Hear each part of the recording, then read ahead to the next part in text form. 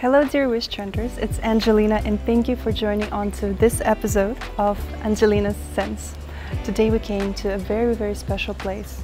It's a Buddhist temple called Gilsangsa, and actually it's my first time today here, but I heard that it's a very beautiful place surrounded by incredible nature, and it's a spot for meditation and healing. And I thought it would be really nice to take you on with me today, and I brought my camera today with me to capture some of that beauty. But also because it's summer and my skin is very sensitive, like Angelina's sensitive skin makes sense, yeah, triple sense. So I've also brought a sunscreen with me that I've been using and I really like. It's really gentle, light on the skin, and I'm gonna apply some of that before I go in. That way I know that my skin is protected and I don't need to worry about that. I like to put a little bit on my hand. Make sure your hands are clean and just like apply it here. 어때요?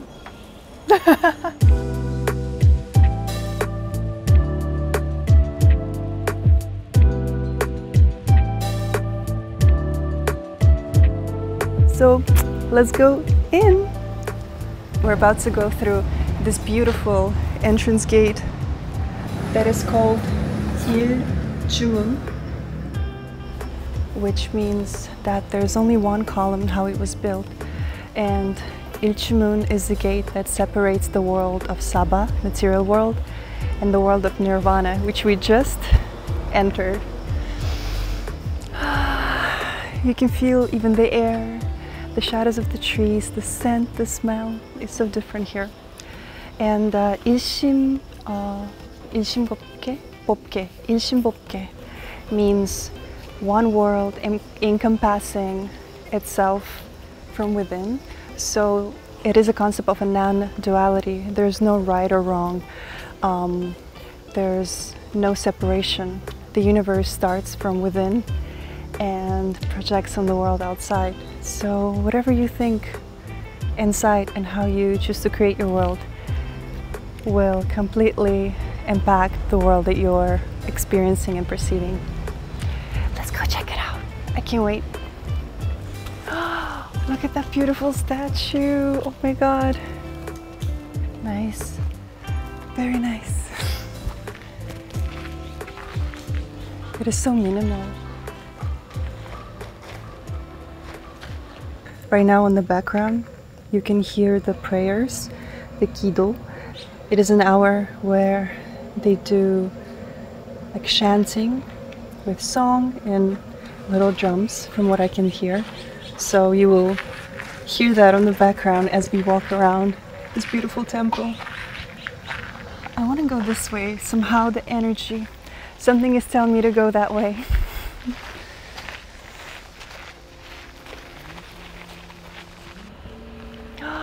Wow, guys, look at that. Let's read about this. It's called Gilsangsa. So from 2012, November 11th, wow, which is 11/11, a really powerful day. 11 is also a destiny number of my life, which gives you 2 if you combine them. It's a master number 11. If you're into numerology, it's really interesting. 어쨌든, anyway. I'm trying to read and understand the Korean explanation of this beautiful tower, but let's just take a stroll around and see.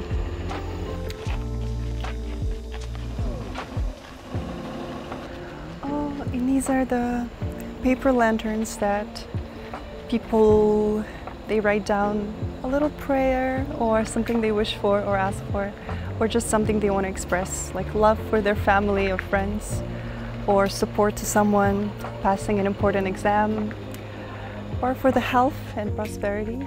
Those kinds of things, I assume. And then it goes all the way up. Wow. That's me.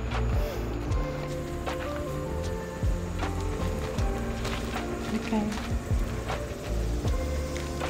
I usually like to just have my phone around for an instant photograph or a video, which is one of my biggest hobbies, capturing the beauty of this world. But today, since I was going to the special occasion, I decided to bring out the beast, my Fuji X-T3 camera, which I adore. So let's take a look around. We're gonna see a beautiful angle to take this tower photo from.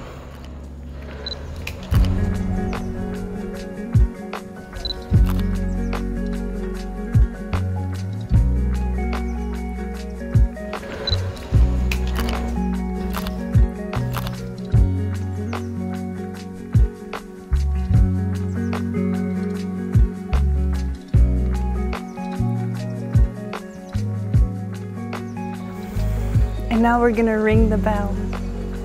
I'm just kidding. Look how beautiful and green it is. You can also hear the chanting.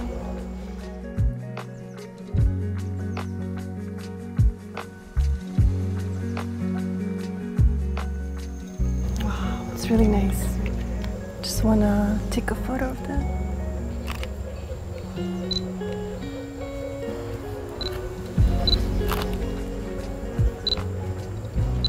I really love this beautiful green turquoise color.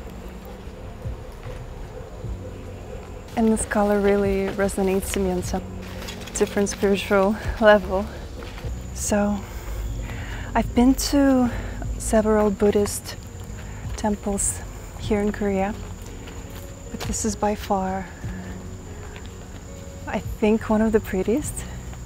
It's something is about the location of it, how it is on top of the mountain, but also very easy to get to because it is located in the Seoul. To have something like this very nearby your house, where you can always come to meditate, to walk in the nature, to resonate, is really nice. So I feel really grateful. Look at a beautiful shape. So from what I know, this is not a regular temple.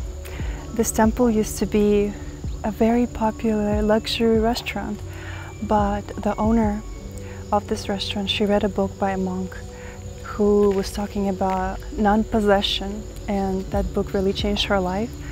So she wrote a letter to the monk with a desire to donate the place, to make it into a temple, a Buddhist temple. First he denied the request, but later on he said yes, and in 1997 it was established here and turned into the Gilsangsa Buddhist temple. And that's why it is very unique, even in its architecture. Wow! The pine trees, which is called sonamu in Korean, they just make the whole place feel so serene, create this amazing aroma, and cast such a wonderful shadow. We're going to pass by a meditational area, so we're gonna be very quiet.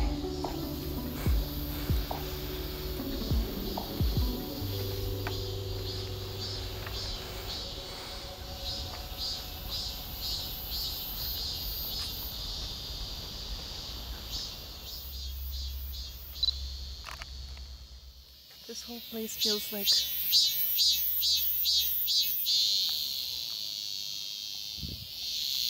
I love Mimi. This whole place feels like a one little town. Oh my goodness. It is so beautiful. It is so beautiful.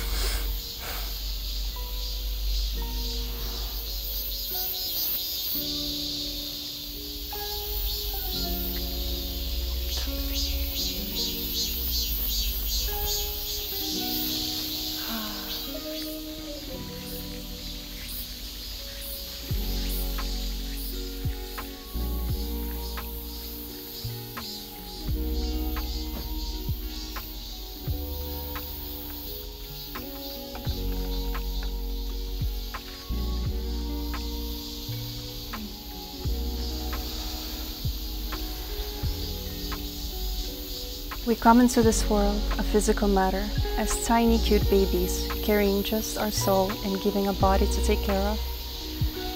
We're going to leave the same way, leaving the body and all things tangible behind.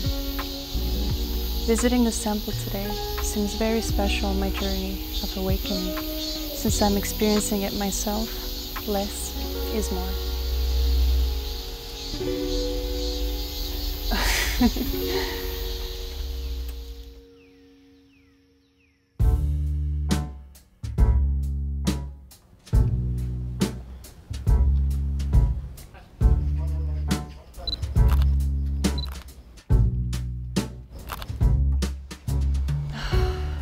This is so nice. It's really nice to just sit down and relax. Changsin-dong is a working class neighborhood where a lot of people who create garments, work with fabric, they produce a lot of fabric and garments still, even now, this day here in Seoul. So it was really nice to just roam around the streets, look inside the houses, little cafes. I find it really romantic, and I just love seeing this life that is so vibrant and people working, caring for what they do. It's really inspiring. And the neighborhood in Russia where I grew up actually was very calm. It was not so far from the city. It was on the northern part of the city, but I grew up right in front of a little forest.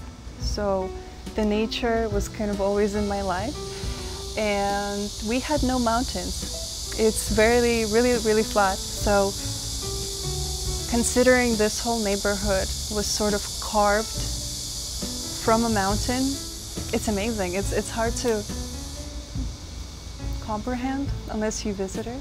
It feels like you're being on top of a cloud. You can perceive very far away. The neighborhood is really high altitude, and it's, I think, a very special place. It's really nice. Oh, yes. I always wanted to do this. I want to do a little what's in my bag thing. So we have a wallet, card wallet, a little hairbrush. Really nice. I have a scrunchie. It's really hot. And I have a little pouch. What do I have in my pouch? Let's see. Since it has been summer and been really hot, and I have a pretty sensitive skin, and it is really sensitive to the temperature change, I've been really thinking about how can I calm down and cool down my skin. And the ingredient that kept popping in my mind was chamomile.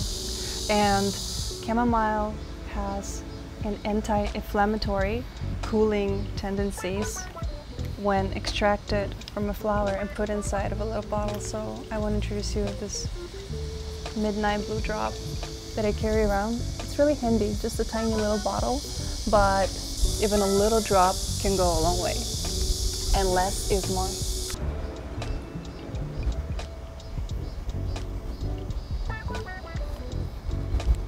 And then I pray, please work. Because you gotta just trust in, right? It is kind of like a little magic potion, and I believe in magic, so it's gonna work. And the next thing, which is from the same line, oh, look how cute it is. It is a miniature of what I've showed in the previous video. Here you go. It's the Midnight gel, water gel. So because it is a water gel, I think it's really nice to use in the summer because the texture is really light, absorbs real quick. Here you go. Like a little boop. Wow. So it's like water, and hydrating, calming. This one is a must in my little purse, in my pouch. Okay, and last but not least, this is my favorite thing ever, especially in the summer. I just throw it in the bag and carry it around. It's called a Fundamental Eye Awakening Cream. And this is a cream you put around your eye area. It is nice to use in the morning, in the evening, during daytime, anytime you want. Okay, let's go explore more of Changsin-dong.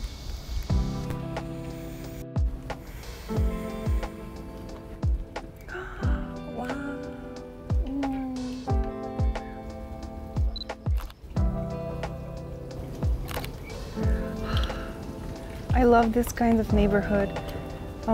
If you're in Korea, I highly recommend visiting Haebangcheong. It's in Itaewon.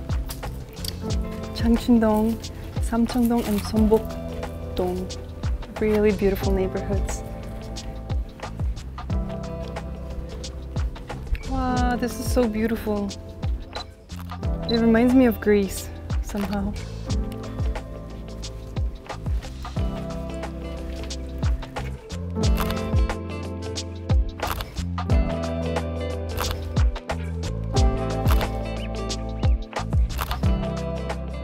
Guys, so this just happened. As always, I started a conversation with a man and he offered to come up to his rooftop, and he's been living in this neighborhood for 40 years. And he says, because I asked him, I was like, do you think the air is different up here compared to Seoul? And he's like, of course, that's why I'm so healthy and I'm full of energy, because I live on top of this mountain. And I was like, okay, should I move here, this neighborhood? Oh, wow. This feels like the spot. Wow. You can see the whole neighborhood. And you can see the Namsan Tower. Oh my God, and the DDP. Wow. And you can see the fortress wall that goes all the way around Seoul, which was back in the days the palace surrounding, protecting the palace, but you can still see the remains of the wall. It's a bit gloomy right now because of the rain, but usually the spot would be really nice to watch the sunset from. I really like the contrast of the modern city on the back and the Changsin-dong neighborhood in the front, and how there's a wall sort of separating, how it's like its own little city, its own town, protected by the wall from the massive buildings and just that city noise in a way.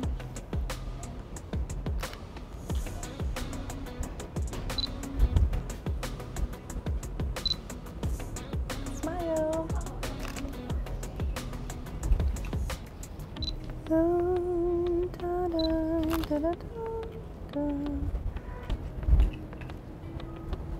Beautiful.